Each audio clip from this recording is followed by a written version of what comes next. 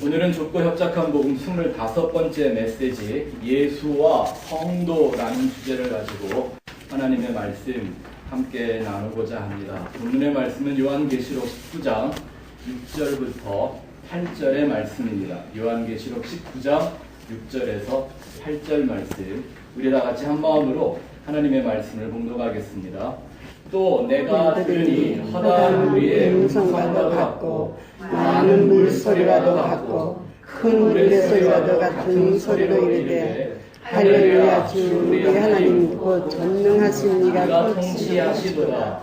우리가 즐거워하고 크게 기뻐하며 그에게 영광을 돌리세. 어린 양의 혼인 기약이 이르렀고 그의 아내가 자신을 준비하였으므로 그에게 빛나고 깨끗한 세마포 옷을 입도록 허락하셨으니 이 세마포 옷은 성도들의 옳음을 행시리로다 하더라.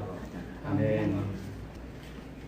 이번 한 주간은 저한테 좀 영적으로 굉장히 좀 특별한 주간이었습니다. 원래는 이번 주에 다른 주제의 설교를 하려고 다 준비도 해놓고 계획을 하고 있었는데 갑자기 월요일 새벽에, 저는 원래 이렇게 신령한 꿈을 잘 안 꾸는 편입니다. 아직도 이렇게 날라다니고 어서 뛰어내리고 하는 이런 개꿈 꾸는 그런 50대인데요. 갑자기 정말 제 인생에 또 한 번의 어떤 그 은혜의 폭발을 경험할 수 있게 해주는 그런 꿈을 하나를 꾸었습니다. 제가 오늘 여러분들이 아가서를 좀 읽어오라고 말씀드리지 않았습니까? 그 이유가 제가 꿈에서 1인 2역을 하는 꿈을 꿨습니다. 솔로몬 왕이 됐다가 술람미가 됐다가 그 아가서의 그 모든 장면들이 펼쳐지는데 내가 솔로몬이 됐다가 술람미가 됐다가 술람미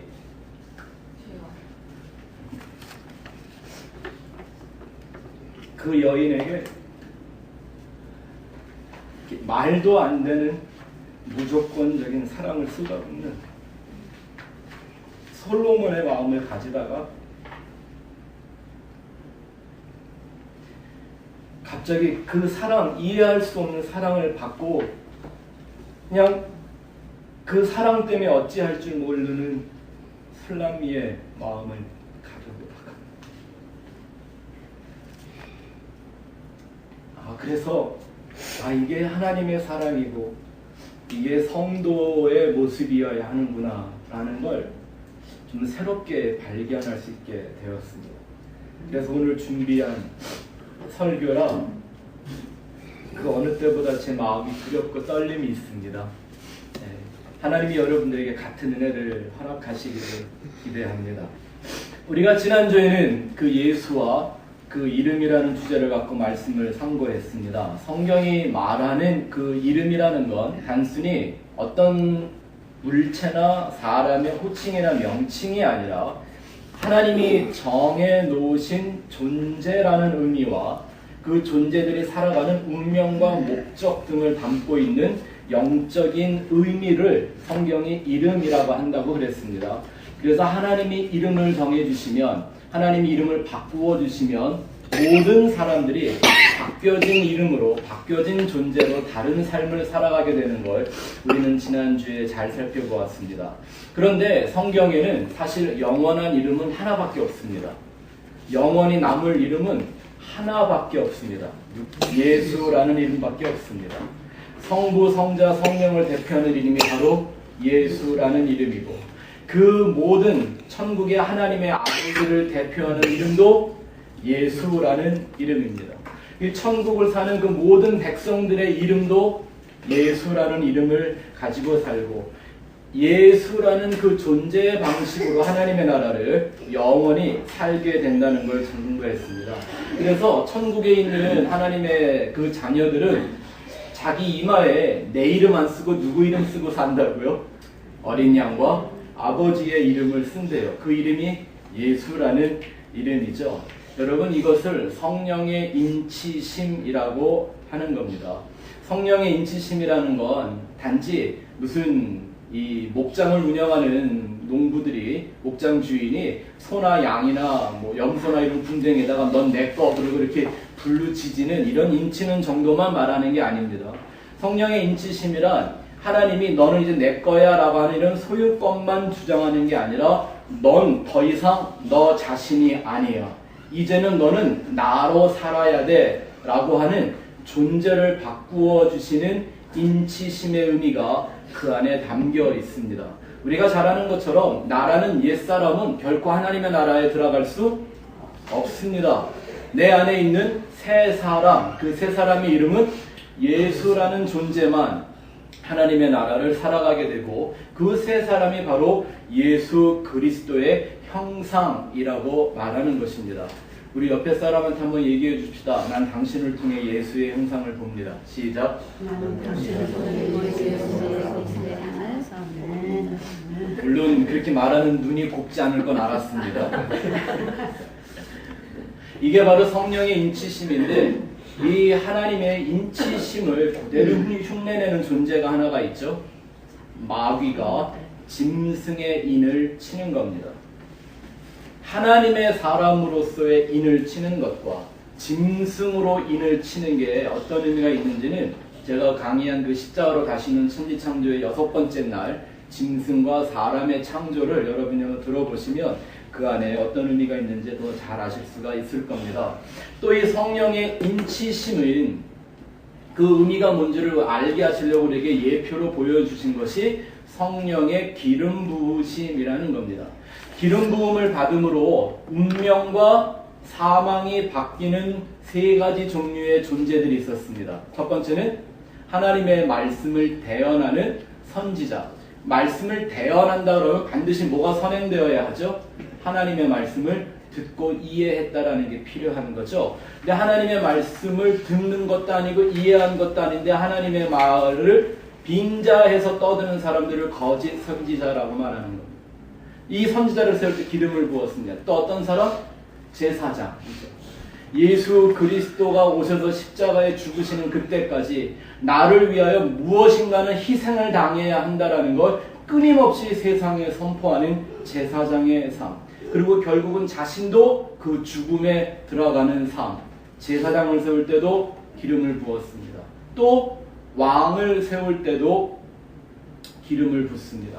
하늘의 권세가 한 존재에게 임하여 땅을 다스리는 하나님에게만 있어야 하는 그 권세를 하나님이 잠깐 이양하시는 존재의 변화인 거죠. 사명의 변화인 거죠. 이런 것을 성령의 기름 부으심이라고 말하는 겁니다.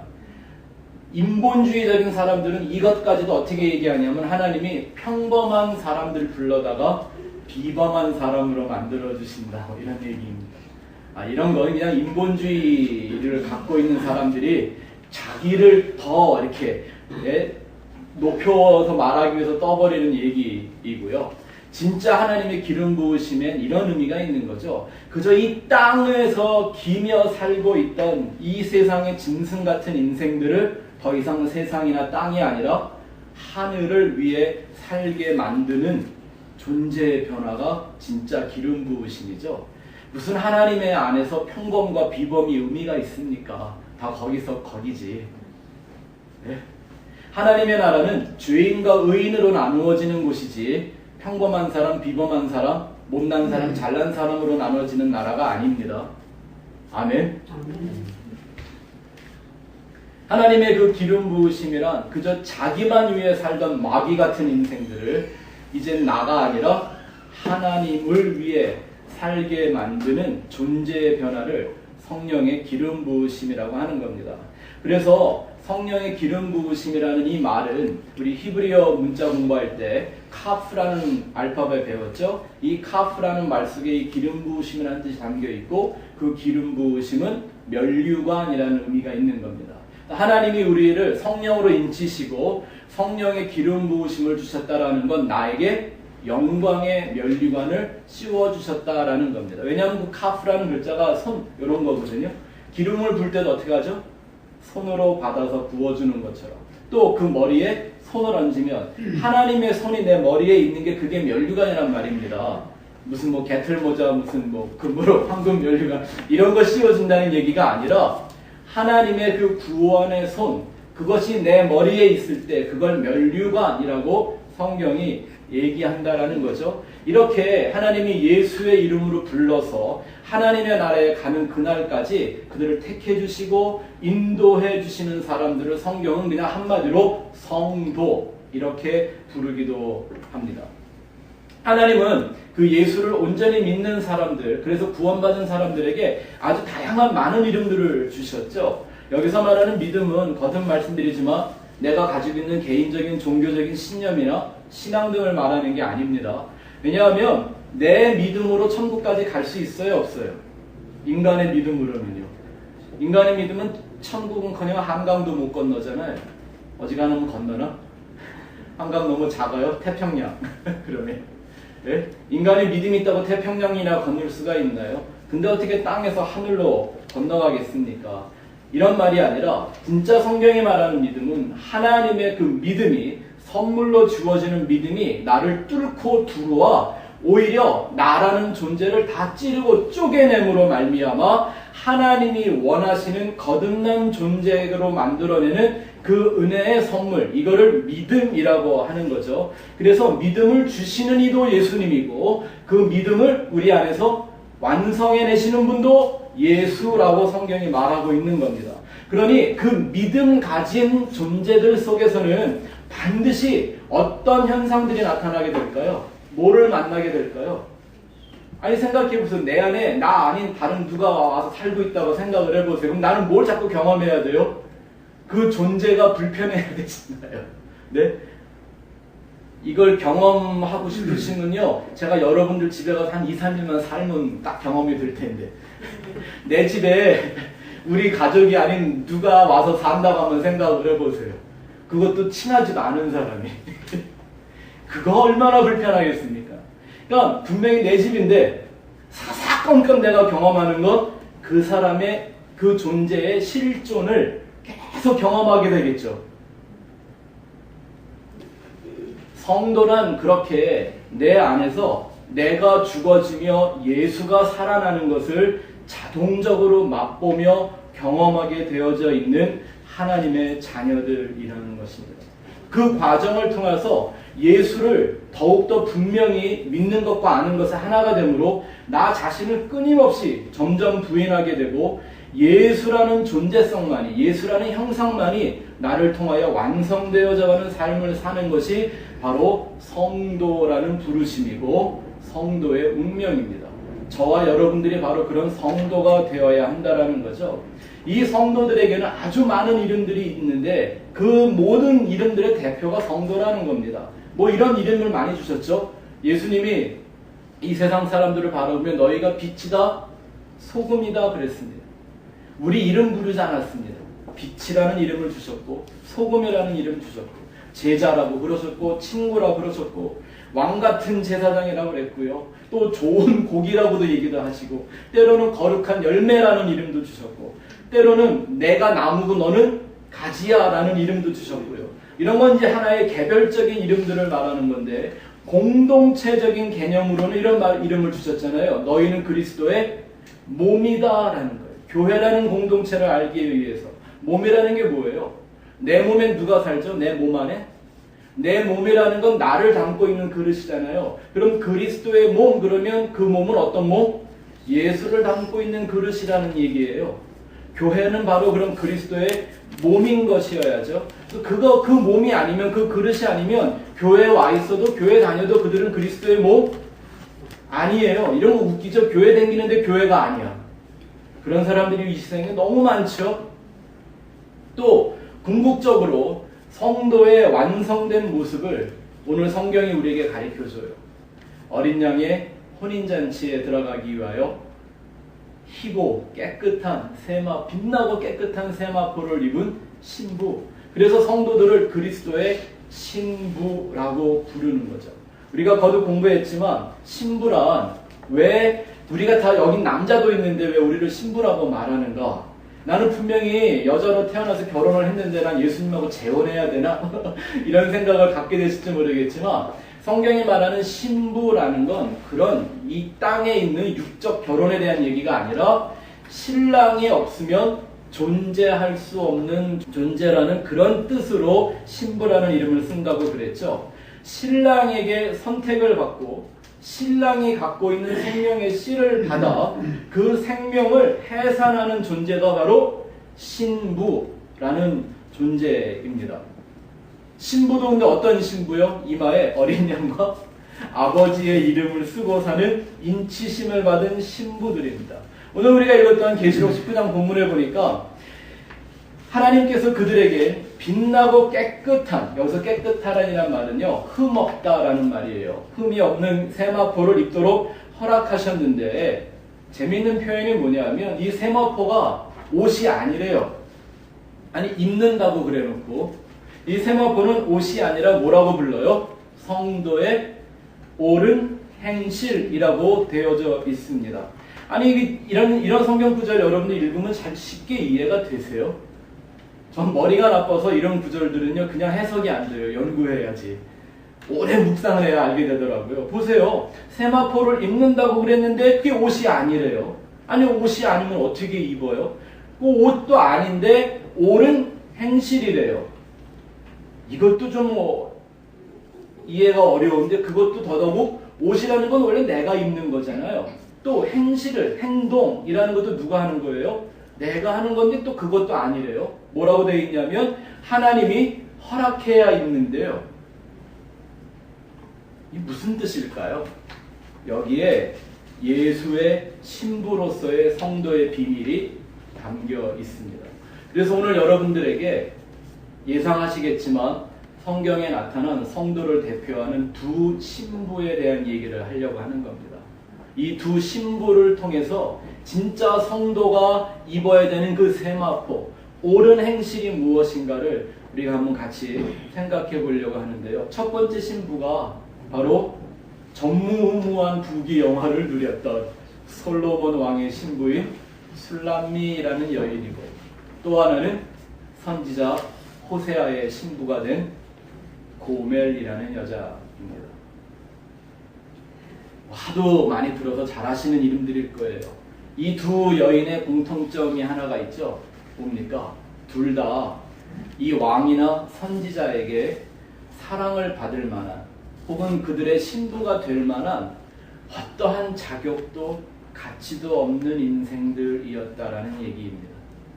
그저 그 왕이나 선지자들을 통해서 베풀어지는 전적인 은혜, 절대적인 사랑, 이거로 그냥 신부가 되어버린 사람들입니다. 하나는 왕의 신부가 되고 하나는 선지자의 신부가 되었습니다. 근데 이 두 신부를 통해 하나님이 보여주시는, 그 신부를 통해 나타나는 신부들이 마땅히 행해야 되는 행실들이 있는데, 그걸 바로 성경이 성도의 옳은 행실인 세마포라고 말하는 겁니다. 오늘 여러분들이 그 세마포가 무엇인지 온전히 깨닫고 여러분 삶 속에 이 옳은 행실이 넘쳐나기를 축원합니다. 왜냐하면 그 세마포 입어야 하나님의 성도 아니겠습니까? 성도의 옳은 행실이라고 했는데, 옳은 행실이라는 건 한 단어입니다. 원래 헬라어로 보면 디카이오마타라는 말입니다. 디카이오마타. 근데 이 디카이오마타라는 말은 의라고 하는 디카이오스에서 나온 말입니다. 우리가 전에도 공부해서 잘 알고 계시겠지만 성경이 말하는 의는 이 세상이 말하는 정의나 공의랑 다릅니다. 여러분, 세상엔 정의란 있을 수가 없습니다. 그래서 인간들이 한시적으로 자기들에게 편리하도록 어떤 약속들을 정해놓고 그걸 지키는 규약이지, 그나마 잘 지키긴 하나요? 지킨다고 쇼나하는 거죠. 그리고 그러기 때문에 이 세상엔 절대적인 공의나 이 정의라는 건 있을 수도 없고, 불완전한 인생들은 그런 의의를 만들어낼 수도 없습니다. 제가 이런 생각을 한번 해봤어요. 여러분, 정말 이 세상에 정의와 공의가만 있는, 부정부패가 사라진 세상이 가능할 거라고 생각하십니까? 여러분 자신을 한번 생각해요. 부정부패 이런 얘기하면요, 뭐 정치인이나 경제인이 자꾸 이런 것만 생각하고 돈 껴먹고 도망다니는 목사들이나 자꾸 생각하시는 것 같아서 그런데 자기 자신을 한번 들여다보세요. 부정과 부패 이거 없이 내가 하루도 살 수나 있어요? 그런 세상인가요? 내가 그 정도 실력 있는 사람이에요? 아니에요. 그런 건 없습니다. 이 세상엔 그래서 반드시 필요악이라는 게 존재하죠. 그게 세상의 방식입니다. 다시 말하면 인간은 어떤 노력으로도 어떠한 방법으로도 결코 스스로 의로워질 수 없다라는 걸 성경이 우리에게 잘 말해주죠. 그러면 여기서 말하는 이 옳은 행실, 디카이오마타라는 이 말의 뜻은 내가 뭔가를 잘해서 의로 드러나는 이런 소위 세상이나 종교가 말하는 선행 이런 얘기를 하는 게 아니라 하나님의 그 의, 완전한 의, 절대적인 그 의에 내가 올바르게 반응하는 것을 뜻하는 말이겠죠. 예수님이라는 그 의, 그 예수의 십자가로 우리에게 흘려주시는 그 은혜와 사랑에 대한 나의 온전한 반응, 하나님이 원하시는 그 반응, 그걸 바로 디카이오마타, 의의 행실이라고 하는 것입니다. 나 같은 죄인 하나를 불러서 의롭게 하시는 그 하나님에 대하여 우리가 마땅히 나타내야 되는 우리의 마음과 태도와 그 반응, 이걸 바로 의의 행실, 옳은 행실이라고 말하는 거죠. 이 하나님의 은혜가 사랑이 무엇인지를 온전히 깨달았다면 그 깨달은 사람들 속에서 터져나오는 그 거룩한 반응, 하나님의 은혜와 사랑에 대한 찬양, 이런 감격들, 이걸 바로 성경이 성도의 세마포, 옳은 행실이라고 말하는 겁니다. 그걸 성경은 다른 말로 깨달음이라고 하기도 하고 거룩한 열매라고 부르기도 하고 그게 아버지를 예배하는 거다라고 성경이 표현하기도 하는 거죠. 솔로몬과 술람미 여인의 얘기부터 한번 좀 해볼까요? 이건 단지 솔로몬이라는 한 남자와 술람이라는 여자의 러브스토리 아니라는 것 다 잘 알고 계시죠? 어떤 사람들은 이 아가서의 말씀 갖고 막 무슨 가정쌤이나 부부쌤이나 하느라고 전 세계를 돌아다니는데 아가는 그런 말씀 아닙니다. 모든 성경은 다 예수와 십자가 얘기라고 그랬죠. 그러니 이 아가서에 담겨있는 솔로몬과 술람미의 여인의 이 사랑은 예수와 성도 안에서 이루어지는 관계와 사랑과 은혜에 대한 비밀을 담고 있는 성경 말씀이죠. 그래서 우리는 아가라고 부르지만 영어 성경은 이걸 뭐라고 부르냐면 노래 중에 노래, Song of Songs. 모든 노래 중에 최고의 노래다, 최고의 찬송이다 라고 하고 있는 겁니다. 이 슐람미 여인이라는 사람, 어떤 여인인지 여러분들 잘 아실 겁니다. 이렇게 화려한 인생을 살았던 솔로몬에게는 어울리지도 않고 그의 신부가 될 수 있는 어떠한 노력도 한 적이 없는, 조건도 없고 자격도 안 되는 그런 여자입니다. 슐람미가 어떤 불행한 인생을 살았어요. 불안당 같은 그 오래비들 때문에 포도원에서 죽도록 일하고 또 혼자 양치고 이러면서 살았던 여인입니다. 얼마나 힘들게 일하며 살았는지 그의 피부가 너무너무 검다고 그랬고요. 그 여인의 피부가 게달의 장막과 같았다. 게달의 장막이란 뭐냐면 그 당시에 이스라엘 사람이 유목민들이었잖아요. 예? 물 따라 여기저기 찾아다니면서 가는 곳마다 이렇게 장막, 천막 세워갖고 살던 사람들인데 그 천막을 뭘로 만들었겠어요. 그리고 그걸 이렇게 맨날 그 비바람 맞아가는 천막을 접었다 폈다 하는 그 천막이 얼마나 거칠거칠하겠냐고요. 근데 그 여인의 살결이 피부가 그랬대요. 또 얼마나 죽도록 힘쓰며 이랬는지 이 여인이 힘이 세져갖고 목이 망대, 타워 같았대요. 파수꾼들이 왜 그 성에 보면 이렇게 보쳐 쓰는 그 타워 있잖아요. 그런 망대와 같았대요. 원래 여자는 목이 가늘고 길어야 이쁜 거 미인 아닌가요? 근데 여자 목이 웬 하마 목도 아니네. 망대 같았대요. 그러니 여자로서는 전혀 어떤 여인으로서의 매력을 느낄 수 없는 얘기죠. 근데 신기한 건, 말도 안 되는 건 솔로몬 왕의 눈에는 그렇게 보이지 않았다라는 겁니다. 여러분들 보고 아가서를 한번 읽어오시라고 제가 카톡으로 잠깐 메시지를 보냈던 경우는 그런 얘기를 다 할 수는 없지만 여러분 읽어보신 분들은 이런 느낌을 가졌을 거예요.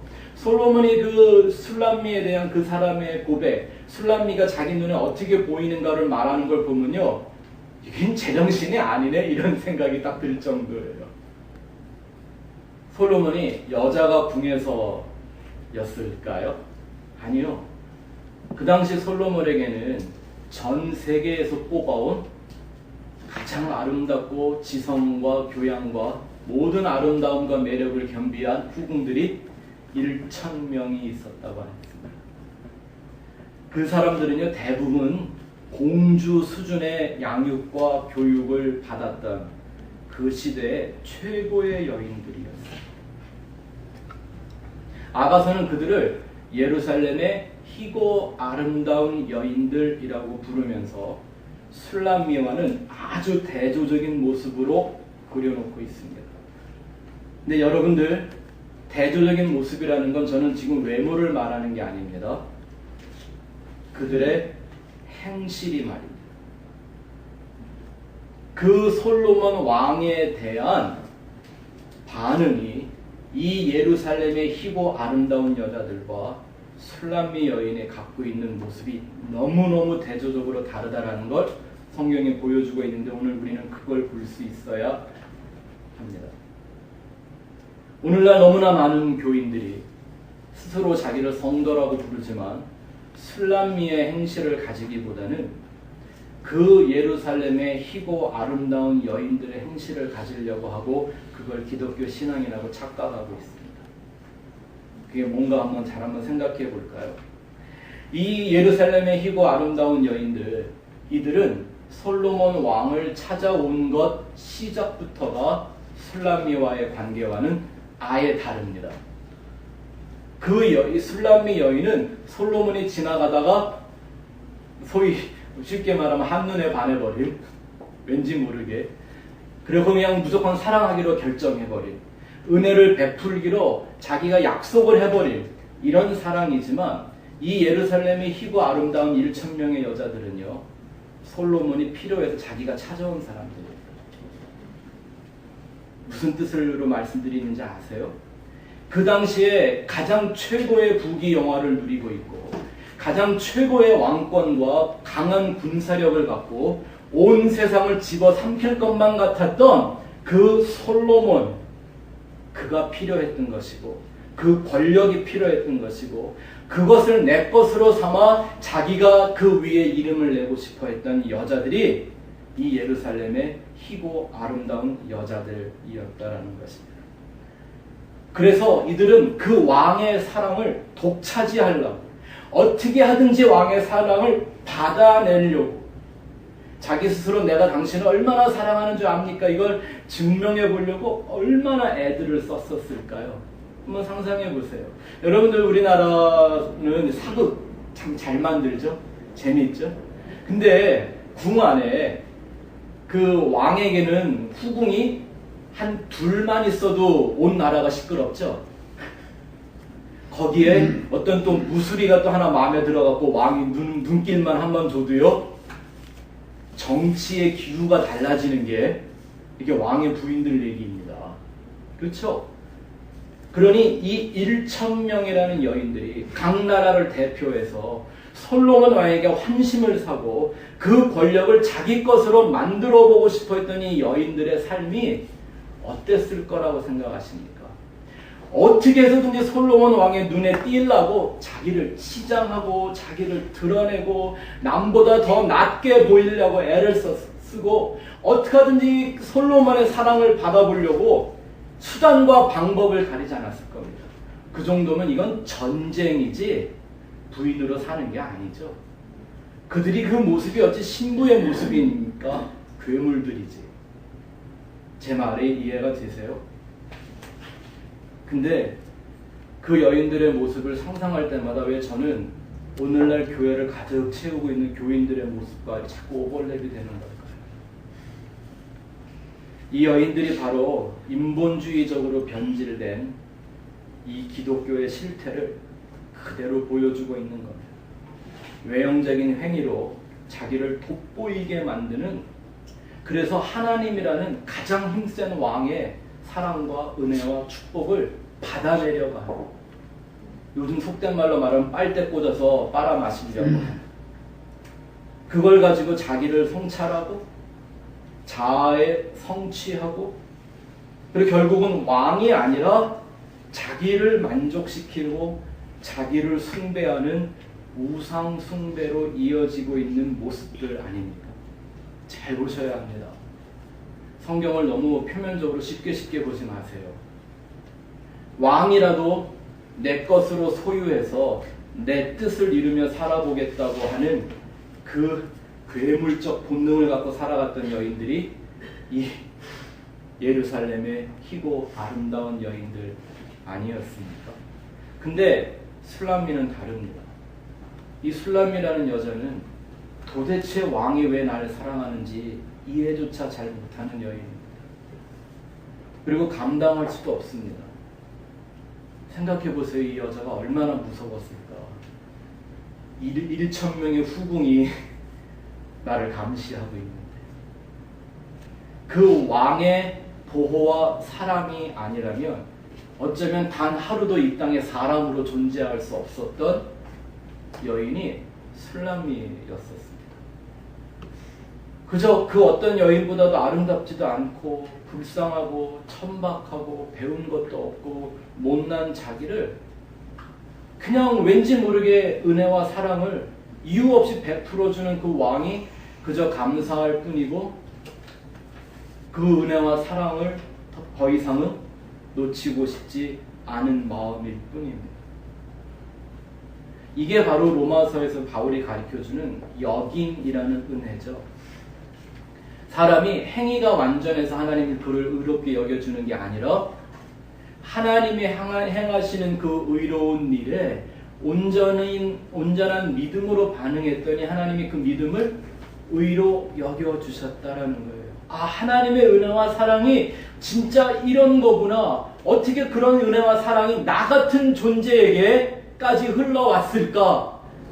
그 사랑에 대한, 은혜에 대한 감동과 찬양이 터져나오는 그것을 성경은 믿음의라고 얘기해 주시는 거예요. 마치 이와 같은 거죠. 어느 날 아브라함이 하나님 앞에 정말 들을 수 없었던 말씀을 듣습니다. 네 아들 이삭을 내게 번제로 바쳐라. 3일 길을 걸어가며 그 아들을 내 마음에서 죽였던 그 아버지가 이삭을 제단에 올려놓고 칼을 드는 순간 하나님의 음성이 그의 손을 멈췄습니다. 아브라함이 얼마나 감사했을까요? 그리고 그는 한마디 하나님을 향하여 소리칩니다. 여호와 이레. 성경은 이런 걸 믿음이라고 하고 이런 걸 옳은 행실이라고 한단 말입니다. 어느 순간 술람미가, 만약에 한번 생각해 보세요. 어느 순간이라도 이 술람미라는 여인이 자기의 본래 모습이 어땠는가를 망각하고 내가 이 많은 여자들 중에서도 그 왕의 사랑을 독차지한 여인으로, 그 살벌한 전쟁터에서 자기를 승리자로 여기는 순간 이 술람미에게 부어지는 은혜와 사랑은 계속될 수 있었을까요? 없었을까요? 그때부터는 그건 은혜와 사랑이 아니죠. 이 여인의 욕심과 정욕으로 바뀌는 거죠. 만일 그랬었다면 이 여인도 역시 다른 여인들과 마찬가지로 예루살렘의 희고 아름다운 여인들과 다름없이 그냥 왕에게 외면당하는 비참한 신세가 되고 말았겠죠. 그래서 그 왕이 이 술람미가 그 은혜와 사랑 안에 거할 수 있도록 기막힌 두 가지 지혜를 발휘합니다. 첫 번째가 뭔지 아세요? 비밀스러운 사랑을 합니다. 이 말은 술람미를 포도원이나 그 양똥 냄새 나는 목장에서 꺼내다가 자기의 침실에 살게 해주는 게 아니라 왕비의 이름을 주고 네가 이 나라의 최고의 왕비야 이렇게 안 해줘요. 여전히 포도원에 살게 하고 여전히 양을 치게 해요. 오늘 왕이 이렇게 째째해. 근데 술람미가 하나님을 대표하는 그 솔로몬 왕의 은혜와 사랑만을 갈구하며 그 자리에서 벗어나지 않게 해주는 왕의 특별한 섭리였죠. 다른 여인들보다 더 아름답게 꾸며주지도 않고요. 새 집을 만들어지지도 않아요. 왕이 왜 그렇게 하는 걸까요? 그 모습 그대로를 사랑하시는 하나님에 대한 얘기를 하는 거죠. 내가 너를 사랑하는 이유는 예뻐서도 똑똑해서도 착해서도 잘나서도 아니에요. 그냥 내가 사랑하기로 은혜를 주기로 결정한 거야 라는 거죠. 그리고 또 다른 지혜가 있는데요. 이 술람미를 시기하며 질투하는 예루살렘 여인들의 비난과 조롱을 막아주지 않아요. 오히려 그 비난과 조롱을 더 세게 받게 해줘요. 이 술람미가 지나가면요, 그 여인들이 다 와가 길거리에서 저 계단의 장막 같은 게 뭐 이러면서 저 보리문둥이 같은 게 아마 이러고 막 비난을 했을 거예요. 그런데 딱 그때마다 왕이 나타나서 그 모든 여인들이 보는 앞에서 술람미를 안아줘요. 그리고 또 그냥 거기 살게 해. 그렇다고 비난하지 말라 소리도 안 해. 그냥 내버려 둬요. 뭐 잊지 말라라는 거죠. 네가 나에게 왜 사랑받는지 그 진짜 이유를 잊어먹지 말라는 겁니다. 술람미가 자기가 원래 어떤 존재였는지를 결코 잊지 않게 해주는 동시에 자기에게 부어지고 있는 그 왕의 은혜와 사랑이 얼마나 크고 절대적인가를 결코 잊지 않게 해주는 겁니다. 그러니 이 술람미는 매일 이런 고백밖에 할 수가 없었을 거죠. 왕이 아니면 난 아무것도 아닙니다 라는 거죠. 왕에게만 절대 의존하는, 자기의 존재는 끝없이 부인하고 그저 왕의 은혜와 사랑만을 담는 그릇으로 살아가게 되는 겁니다. 이게 술람미죠. 그래서 우리 성도들은요, 항상 둘을 갖고 사는 거예요. 나라는 옛사람과 그 위에 부어져서 하나님의 은혜와 사랑을 담을 수 있는 새 사람, 공존하는 인생을 살게 되는 거죠. 흥미로운 건 솔로몬의 이름의 어원도 살람이라는 단어에서 왔고요. 슐람미라는 이름의 어원도 똑같이 살람이라는 단어에서 파생된 이름입니다. 살람이라는 말은 그래서 많이 들어본 말 같지 않아요? 샬롬, 예루살렘, 평화라는 말입니다.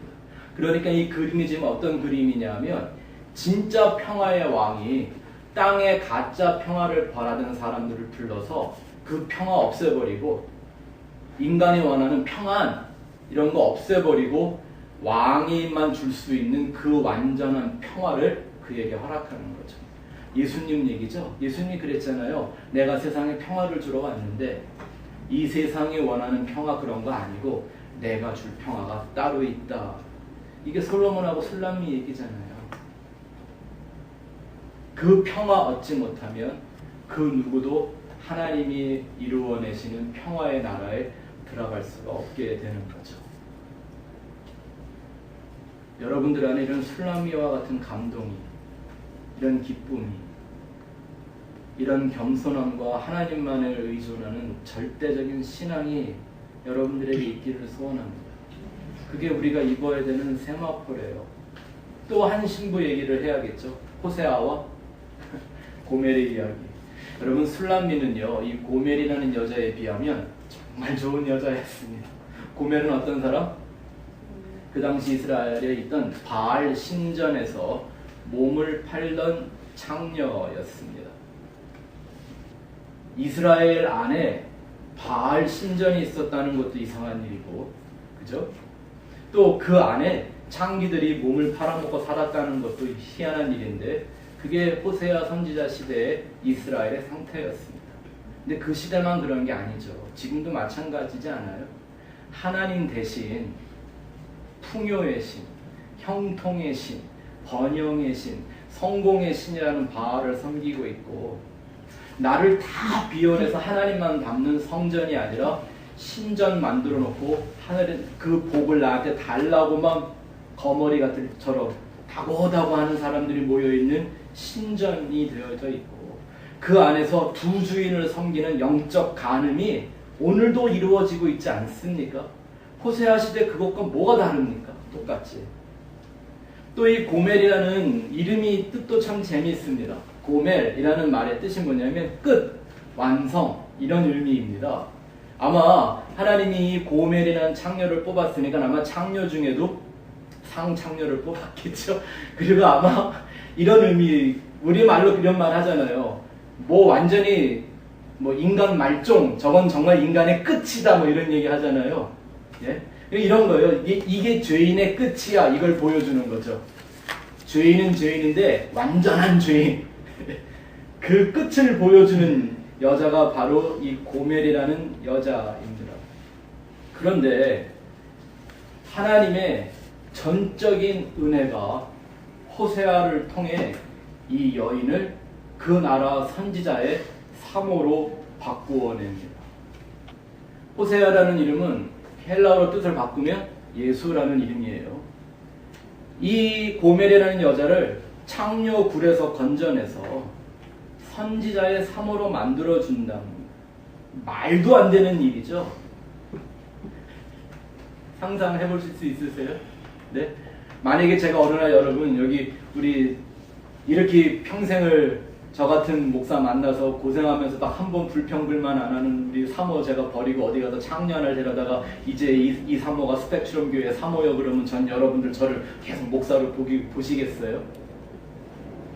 말도 안 되죠. 이게 참 사람들이 이상한 게 성경을 읽다가요 그냥 남의 얘기 같으니까 딴청 피다가 내 얘기 같이 될 것 같으면 기분이 이상해지나 봐. 그죠? 이게 지금 말도 안 되는 얘기잖아요. 네, 맞습니다. 하나님의 은혜와 사랑이라는 건 이 세상적인 관점으로는 말도 안 되는 것이어야 맞습니다. 그런데 인간들이 그 사랑과 은혜를 자꾸 세상의 수준으로 끌어내리고 있죠. 그래서 하나님의 은혜와 사랑이 변질되고 있는 겁니다. 이 세상 속에서. 더 웃기는 건 뭐냐면 이 고멜이라는 여자 선지자의 신부로 바꾸어줬는데 그 신부의 자리에 머물러 있지를 못합니다. 맨날 창녀들이나 끌어안고 살던 남자들만 만나던 이 여인이 경건한 선지자와 사는 인생이 신나고 재밌었겠습니까? 결국은 아들 하나 낳아놓고 못 견디고 가출합니다. 또다시 창녀굴로 돌아갑니다. 바알 신전으로 돌아갑니다. 이거 다 여러분 영적으로 이해하세요. 전 지금 그런 얘기 하고 싶은 게 아닙니다. 그 안에 담겨있는 영적인 의미를 생각하셔야죠. 그런데도 하나님의 은혜와 사랑은 그 여인을 포기하지 않습니다. 호세아를 보내어 또 데려옵니다. 역시 죄인의 끝답게 완전 죄인답게 또 나갑니다. 딸 하나 낳고 하나님은 가서 또 데려오라고 말합니다. 또 데려옵니다. 아들 하나 낳더니 또 도망갑니다. 혹시 여기 계신 분들 중에 나는 절대 그 고멜 같지 않다고 자신할 수 있는 분 계십니까? 내 마음이, 내 육신의 생각들이 단 하루도 고멜 아닌 것처럼 살 수 있나요? 근데 오늘 어떻게 보면 전부 교회들 모여 앉아서 예루살렘의 희고 아름다운 여인인 척들 하고는 있는 겁니다. 그러니 이 하나님의 은혜와 사랑을 말을 해도 이게 진짜 하는 말을 씨알이도 안 맥히는 그런 시대가 된 거죠. 잘 기억하세요. 이 창녀로 도망간 고멜이라는 여자와 그 예루살렘의 희고 아름다운 여인들 겉보긴 다를지 모르겠지만 똑같이 저주와 멸망이라는 운명을 갖고 있는 사람들이라는 거. 그런데 그 고멜이 어떻게 됩니까?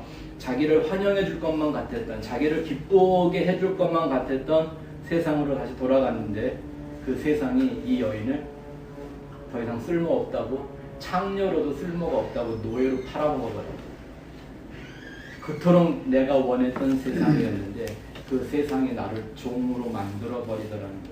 이게 우리가 살고 있는 이 세상의 정체 아닙니까?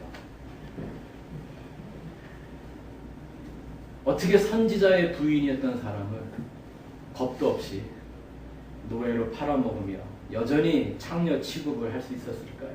이 호세아서를 읽다가 보면요, 마음속에 아주 여러 감정이 끝없이 교차합니다.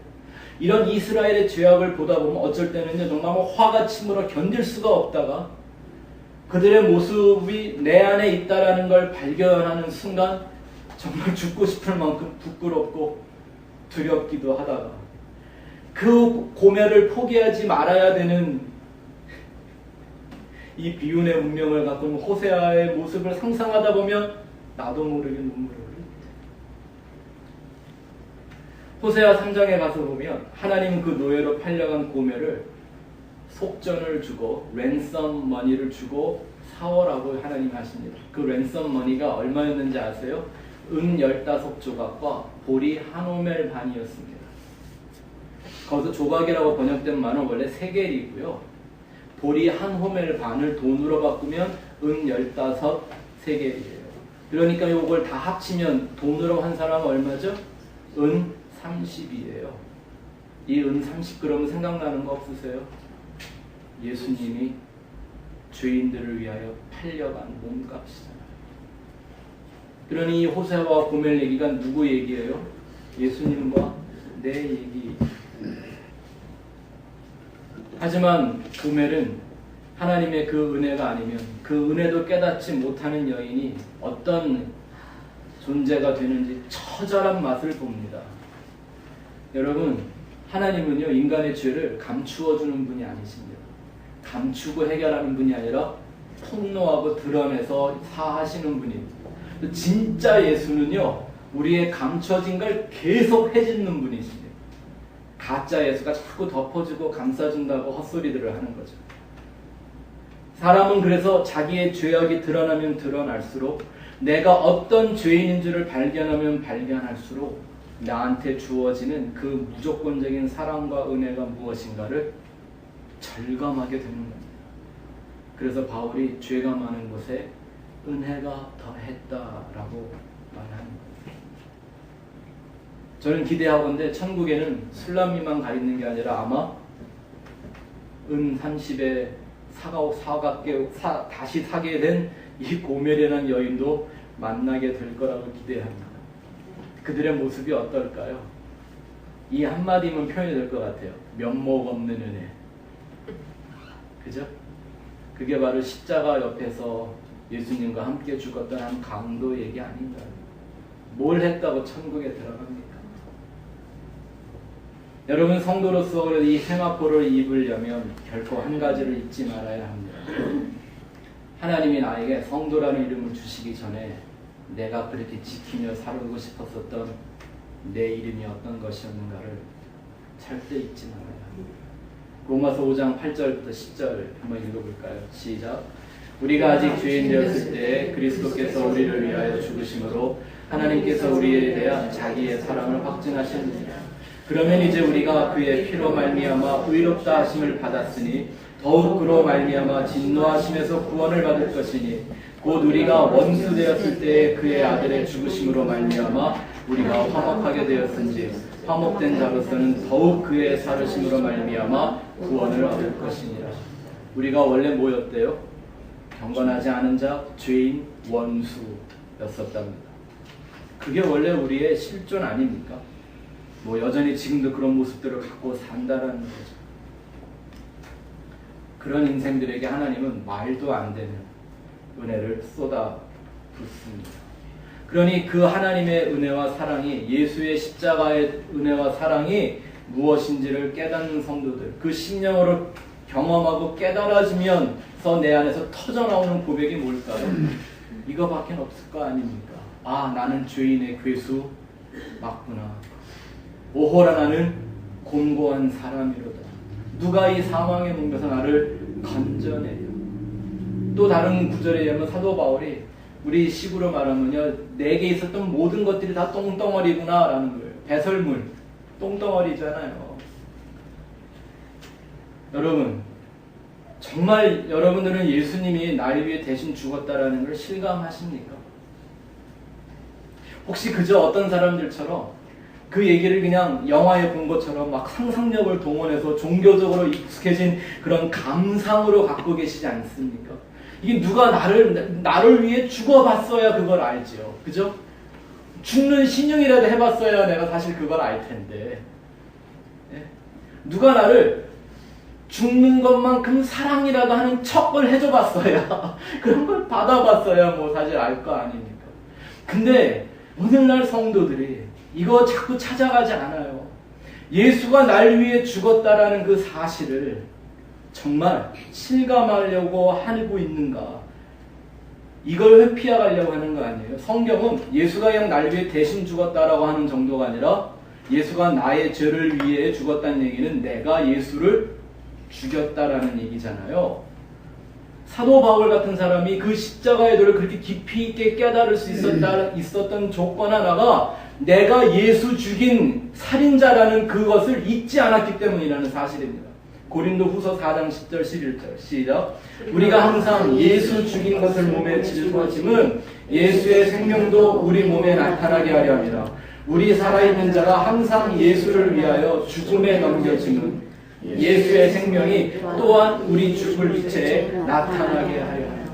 이게 신앙입니다. 이게 믿음이고요. 이게 성도의 옳은 행실입니다. 잊지 말아야 합니다. 내가 예수 죽였다라는 거. 나의 죄가 예수 죽였다는 거. 술람미가 자기가 어떤 여자였는지, 고멜이 자기가 어떤 여자였는지를 잊어버리질 말아야 그 은혜와 사랑을 지킬 수 있었대요. 우리는 그 자리를 절대 잊어버리지 말아야 합니다. 그래서 우리는 끊임없이 이 하나님의 사랑과 은혜를 예수와 십자가를 통해 또 발견하고 또 깨닫고 또 감동하고 또 찬양하는 사람들이 되어야 합니다. 그래서 성경은요, 처음부터 끝까지 보다 보면 딱 두 종류의 사람들만 나옵니다. 하나님이 이 예수라는 은혜와 사랑을 그에게 주셔서 그 예수를 맛보며 살아가는 인생이 하나가 있는가 하면 반대로 그 예수라는 이름조차도 자기의 욕심을 위해 쓰고 사는 사람들에 대한 얘기가 성경에 딱 둘로 나누어져 나타나는 겁니다. 하나님을 알아도 마찬가지입니다. 첫 번째 모델이 가인과 아벨 아닙니까? 그죠? 둘 다 하나님 믿는다고 제사했잖아요. 근데 둘의 제사 내용이 달랐죠? 다음번에 기회가 있으면 가인의 제사, 아벨의 제사 따라 한번 공부를 해볼게요. 재밌는 게 이름의 뜻을 알면 그 의미를 여러분들이 충분히 스스로 묵상할 수 있어요. 아벨이라는 이름 자체가 emptiness, 없다 이런 말이죠. 비었다라는 건데, 가인은 획득이라는 말이에요. 개인한 거예요. 벌써 의미가 다르죠? 어떤 마음으로 제사를 드렸을까? 이름 속에 남아있잖아요. 사울왕과 다윗왕 어때요? 딱 구별되어 있잖아요. 둘 다 하나님이 기름 부어 세운 왕 맞습니다. 근데 사울은 자기 위해 살다가 미쳐 죽어버리고요. 다윗은 하나님을 위해 사는 왕이 되기 위하여 그 엄청난 고난들을 다 겪어내면서 자기를 통하여 예수 메시아의 모습을 증거하는 삶이 됩니다.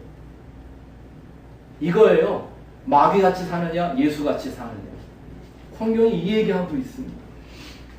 하나님은 나를 개발하거나 더 좋은 사람 만들려고 연단하는 것이 아닙니다. 이런 거 착각 좀 안 하셨으면 좋겠습니다. 하나님은 인간의 성숙이나 자기 개발을 절대 믿지 않으십니다. 여러분들도 뭐 교회 다들 오래 다니셨을 거고요. 저도 목회만 25년을 해봤거든요. 그랬더니 하나님이 왜 안 믿으시는지 알겠더라고요. 저도 못 믿겠던데요. 남은커녕 내가 내 자신도 믿을 수가 없는데 뭘 믿긴 뭘 믿어요. 제가 목사로서 25년 전보다는 많이 나아졌을 거예요 아마. 그래도 내가 내 나를 못 믿는데 뭘 믿긴 뭘 믿어요. 하나님은 그런 거 믿고 인정해 주시는 분 아닙니다. 오히려 너는 술람미처럼 고멜처럼 내 은혜가 아니면 거기서 멸망할 수밖에 없었던 땅의 티끌 같은 존재야 라는 걸 알게 하시는 게 하나님의 거룩한 섭리더라는 겁니다. 그래서 우리는 성도들은 날 위하여 예수가 죽었다라는 그 의미를 더 깨닫기 위하여 하나님의 은혜와 사랑을 더 깊고 높고 길고 넓게 깨달아가는 존재가 되어야 합니다. 에베소서 3장 말씀 읽고 마치도록 하죠. 에베소 3장 14절부터 19절 말씀 시작.